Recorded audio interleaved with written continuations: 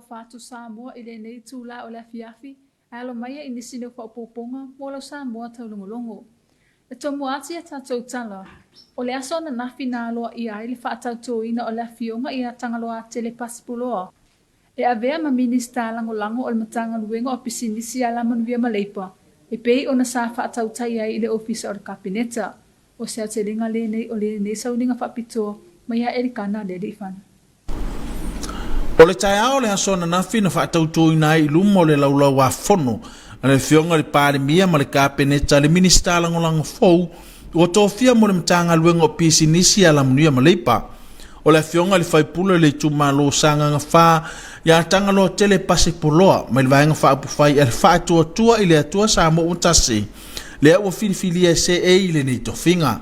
O au tanga loa tele pasi poloa, o tautou i le tua e ona marosi malava. O le au tautua, le lei ma le whamaoni i le marotu do tasi Samoa. O tu sa ai matu la pono i le umia, ai o le tofi minista lang. O le fionga le minista lang o le matanga luenga o tina matama i tai a tina e unu umanga feso tai. O ia foi o le tia kono to ina o le matanga luenga le tuo tane le kalesia e whakasa. Le fionga ia se wa muli fasi toma, na ia tai ina le nei wha moe tāua i se sauni ngā lotu. Koriata, o le whaatuso whaafita umi malu tau. E lui tau ina ai no tātou soifua o le ola ngā nui. O fionga ni mistara nango. O whaapopo mai o tiute ma tō whinga.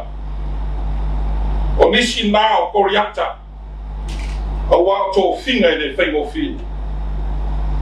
A o leo fitanai le atua, ina na tala le nei e peo le whi au le nei asu. I le ai ase mea i whaingita. Pea whaita tō te wha moe moe, ma whalango lango i le atua soifua. O le atua lo soifua pea, o ia na te sila fia o le tātou mai mai. O ia na te wha malosi mai. Ma au mai le no tele, e whia ngai ai ma so se ti ute wa wala winai tātou. O le tātou wha moe moe le atu. O le tātou tō whibe e muu fōi le nā. Ma mau ai le mauti noa, pea o mai le tu aso, a teimi whaingita.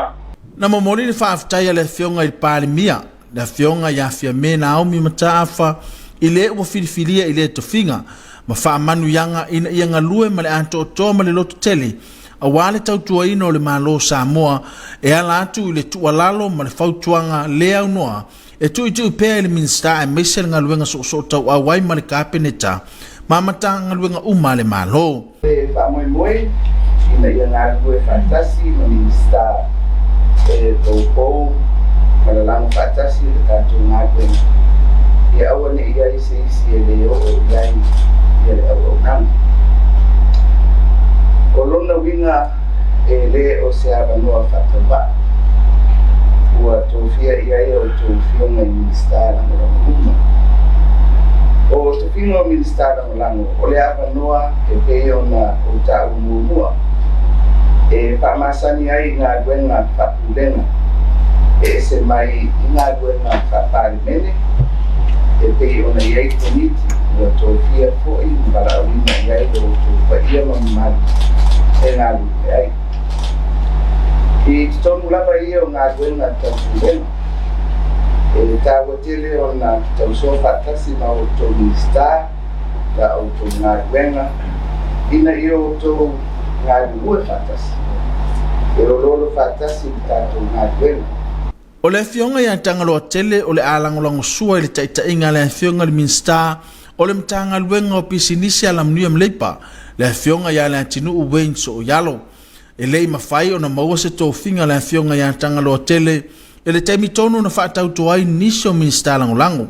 Lea na pale mai i le whainga pālota lai titi ia Novema, o na o le taimi tonu le asasi ngasi ai ia tunu e mamau. E lua matanga luenga leolo i lalo o le tofi minsta langolango o le fionga ia tangaloa tele, ia o fiai le matanga luenga o pisinisi ala munua malipa, whapea foi man whaalapo tonga o vaenga ma oti ale malo, e le kana le lifano mo Samoa Taulogologo. O le si itia o le ngalulue whaatasi na ia malu pui pui e fisota inga whaate konolosi. O le sini au tūlea o se marienga na sainia il matanga luenga o wha maunga ma fisota inga whaate konolosi a Samoa. Ma le whaala potupotonga o fisota inga ale malo o New Zealand. O se atelinga lenei o le report. O le whaleleia atili o nanga whaate konolosi ma fisota inga o se ngaluenga lea o lo ngalulue so tau awai le matanga luenga o wha maunga ma fisota inga whaate konolosi a Samoa. Ma le malo o New Zealand tusa o se la marienga o le whaleleia atili o fisota inga whaate konolosi. O se ngaluenga o ngalulue whaatasi ai nei le matanga luenga o fisota inga whaate konolosi a Samoa ma New Zealand o se leia atili o fisota inga whaate konolosi e mawhai ai o na fisota ima malama atili ai i whaafita uli tau le saunga le mu i laina malala so upmalo o Samoa ma o Aotearoa i New Zealand ai mai se o le Pasifika. O le whainga pa anga le Pasifika ma o Aotearoa i New Zealand wala tau ngalulue whaatasi mo se alualu i luma o awala fisota inga i waha o atu moto o le Pasifika ai mai se i New Zealand. O le manu lau te laba o le wha moe ina ia wha whaingofie ina awala fisota inga ma wha matalanga tu ina mai. Ia wha lawa te reina le to mai ma le anga ba alau tele e whausi ai nisi ngā luenga le lei mo le fisota inga. Ina ia babe le tali atu i tū tau wha maunga mo wha lawe tu wha fuasei ma ia ngā lue wha atasi e ati ia eni polo ke te fou. E wha lawi loa ai le tā ua ma le au ngā o awala wha te konolosi mo wha maunga tali babe mai mo wha lawe ma nisi o wha tataunga mo le lumanai. O le nei malienga o le anga lue wha atasi nei le matanga luenga ma entani tonu o le au ngā mo Samoa ma o le afsoso ani telefoi mo le saunga le mu ma le whaititi o whaalawelawe i lungo interneti ma whaafai ina le au ina mai o whaamaunga mai isi o atu nuu e le tuusa o mai i lungo au wala whaona pōnei ua mai atapena ina. O se fisosoani au ngā tele e pei o na ngā tangia mai i tū tau le saunga le mu i le whaonga ina o interneti ma au wala fisota inga whaona pōnei ma o le ama me foi o na maua mai tala ma whaamaunga mai i New Zealand ma le Pasifika i se au wala saunga le mu. Taptailo ki tiona, molo Samoa Taulogologo. O lea ua whaalawi loa aloa ia mai ele ofisa whainumera whaamamawina a Samoa. Le taunu unga o le whaitaunga mua o le tusinga ingoa o tangata mawhali. A Samoa le lua afe lua sui maritasi. E pehi o na safa ngā soloa i lava i le tausanga ua mawai. O se atelinga le nei o le report. O whaalawi loa aloa ia mai ele ofisa whainumera whaamawina a Samoa. Se ripoti tu ina aloa ia mai ai le whaitaunga mua o le whaitaua whaia tangata tanu nofo mau i Samoa. Sao ina matu ufatasia i le tusinga ingo o tangata mawhali. Sa whaatino ina i le aso sumalibalu o kitopa a nga i le aso ono o Novemba lua whelua sumatasi. O le whaitaunga mua o le atu nuu ua whaamawina ai le lua se lau wafe se furu tangata o le 5% o alii ai fa se fulu malaiwa pasene o tamaitai. Whatustusa atu i le au whainga o le whaitaunga au whai e se lau iwa suma 5 iwa se lau fitu suma malaiwa tangata. I le tusinga ingoa sa whaatino ina i a Novemba lua suma leono ma ele aine suinga i le whaatulanganga o itu ainga tangata. O le tusinga ingoa o tangata mawhale e ta i 5 tausanga ma whaatino ina. Ma o le whaitaunga le nei ua matawina ai le whaatupula ia o le whaitaua whai i le wha afe tolu sumatasi tangata. O le nei tusinga ingoa o tangata mawhale ua tu whatasia e tu sai ma vaivaenga i tūlangi whaafwainumera. Wha e tūlangi whaafwainumera o apia tū taulanga ma tu i se sifo upolu ma nono ma apolima ma i si vaenga upolu whaapia masavai.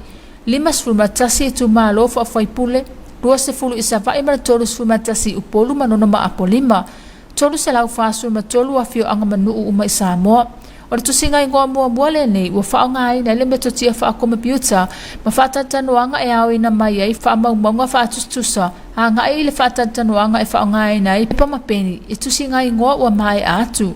O se taimi mua fo ile nei ua whaatulanga ina ma whaawasenga ina i vaivaenga fau o i tu malo whaafwaipule whaapea maafio anga sa whaonga ina i le whainga palo mai le ofisa o whainga palo ta ia aperila i lua whelua sumaritasi. O whaamaumaunga o tusinga ingoa o tangata mawhale o le afsosoani lea mo le nofo sila fia ma malo le atunuu suinga o lo o tātou whianga ma whaitaua whae o tātou tangata ai maise o afianga o ne suinga i anga fisotai mati na e manuia o tangata i te tonu o i tū malo fo a whaipule whaapea maafio anga.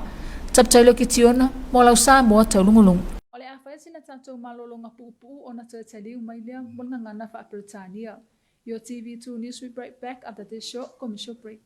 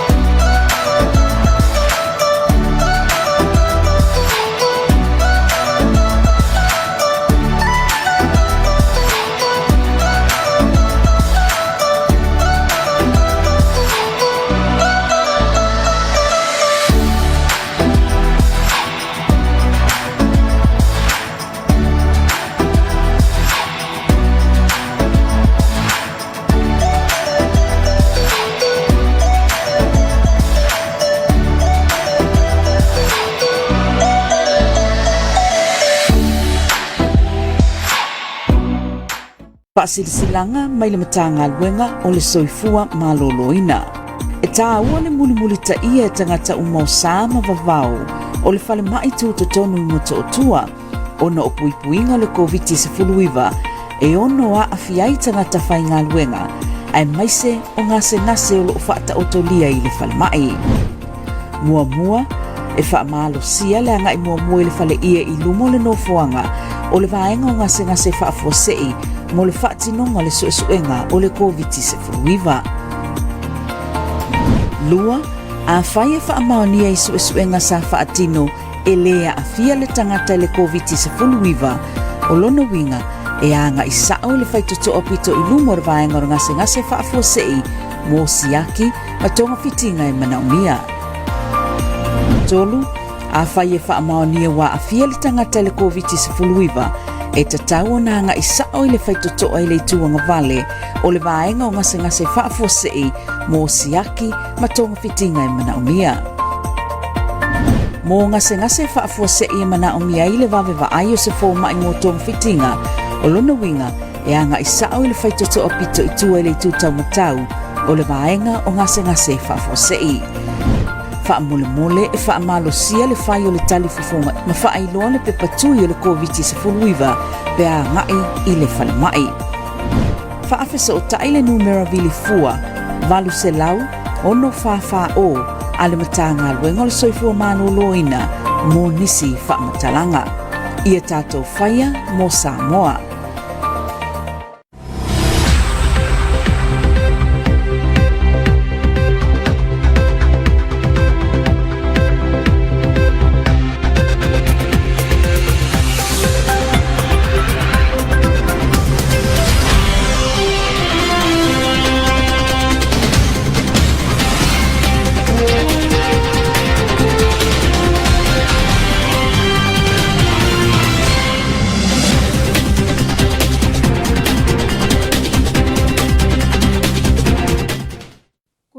Welcome back to another edition of your TV2 News for this evening. Leading our bulletin, Honorable Tangaloa Tele Pasipoloa has officially sworn in as Associate Minister of Commerce, Industry and Labour in a special ceremony held in Cabinet Chambers yesterday. Here's more from Edkana Lerifan. Honorable Tangaloa Tele Pasipoloa has been officially sworn in as Associate Minister for the Ministry of Commerce, Industry and Labour in a special ceremony held in the Cabinet Chambers yesterday. The 5 members of Parliament who secured the Sanganga 4 seat at the November by-elections was not assigned a portfolio when the other 4 members of Parliament were sworn in February of this year, as he was in New Zealand on medical treatment at that time. The additional Associate Minister appointments came after FAS secured 5 additional parliamentary seats, winning 4 out of 6 by-elections held in November, plus the Falalupo seat won through a eligibility challenge in the Supreme Court. During the Prime Minister Fiame Naomi Mataafa's keynote address via Government of Samoa social media yesterday, Honorable Fiame Naomi Mataafa gave thanks to God and congratulated the newly sworn-in Associate Minister and stressed the important role they play in support of Cabinet Minister. The Prime Minister reiterated that Associate Ministers' roles and appointments were a collective decision by Cabinet, and some ministries are assigned to given the extensive portfolios held by ministers, such as the Minister of the Ministry of Commerce, Industry and Labour, also responsible for the Ministry of Public Enterprises or all state-owned enterprises in Samoa. Fiame said the appointment to assist the work of MCO was timely given the many legislations being reinforced under the ministry, as well as the move to renegotiate the review the seasonal worker program, also under Ministry of Commerce, Industry and Labour. The Prime Minister said there was no doubt the Associate Minister had the knowledge, skill and experience to take up the role and offer advice and support to this ministry. The Ministry of Commerce, Industry and Labour oversees 24 pieces of legislation and 7 regulations. In addition to coordinating the seasonal workers and RSE schemes, it also overlooks employment services, consumer protections, business registrations and intellectual property. It is also the ministry working closely with the private sector organizations in investments, promotions, and industry development. The portfolio also includes the Ministry for Public Enterprises, tasked with ensuring that all government's public bodies comply with the Public Bodies Performance and Accountability Act 2001. Ilkana Lelifano for TV2 News. The Ministry of Communication and Information of Samoa and the Communication Organization of New Zealand have signed a strategic agreement to enhance collaborative cybersecurity efforts in the region. Here's more on this report. The Ministry of Communication and Information of Samoa and the Communication Organization of New Zealand have signed a strategic agreement to enhance collaborative cybersecurity efforts in the region. The framework of cooperation agreements allows for knowledge sharing and understanding of cybersecurity issues between the Samoan and Aotearoa New Zealand governments, cybersecurity agencies. Pacific partners governments of Samoa and Aotearoa New Zealand have areas of common interest which the framework of cooperation has been focused on. The two agencies will support each other through reciprocal information sharing, sharing establishment experience, active sharing of data to assist in responding to incidents and incident handling, and collaborating to develop projects to cyber awareness and resilience. The third New Zealand's international partnership have been so valuable in increasing our expertise and awareness. This agreement will have a practical influence on our combined goal of raising awareness of cyber safety and security. This new partnership with Third New Zealand will help increase the capacity of SAMSER in the cybersecurity space. Samoa continues to build its digital strength through rapid developments in all sectors of the country. The need to build resilience and systems for these sectors requires good cybersecurity coordination that, with this new partnership, SAMSERs can now provide more easily. Taulogologo for your TV2 News. In other news, the Ministry of Samoa Bureau of Statistics has officially launched the preliminary results of the Population and Housing Census of Samoa 2021, as it was conducted since last year. Here's more on this report. The Samoa Bureau of Statistics has officially stated a report presents a preliminary count of the total population in Samoa as collected and compiled during the census enumeration period, which was conducted from the 18th of October to 6th of November 2021. The preliminary count indicates a total population of 2,010 persons, in which 51% are males and 49% are females.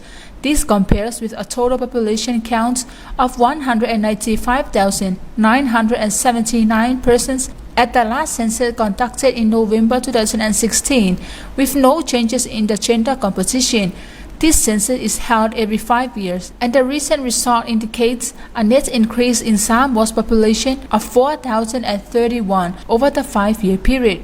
1.4 statistical regions appear: urban area, northwest Upolu, Manono and Apolima, rest of Upolu and Savaii. 51 political districts, which is 20 in Savaii and 31 in Upolu, Manono and Apolima, 343 villages. It is the first time the population has been tabulated based on the new distribution of political districts and villages used in the national election by the Office of the Electoral Commission in April 2021. The results of this latest census will help inform the public of the changes that are taking place in population counts of Samoa and the impact of these changes of the social and economic development within villages and communities. The next release will disseminate the final count and the analysis report of the information collected for the census. Taulogologo for your TV2 News. And that is the conclusion of your TV2 News for this evening. The special acknowledgement to the Samoa Water Authority for supporting your TV2 News. Until then, good night. Maole fai ungale na o lau Samoa Taulogologo ile na yafi e mamoli le ngangal faktai ile puleng or suhavai mo langolango ina o lau Samoa Taulogologo. E manuia fa sausang wala yafi to fasuifu.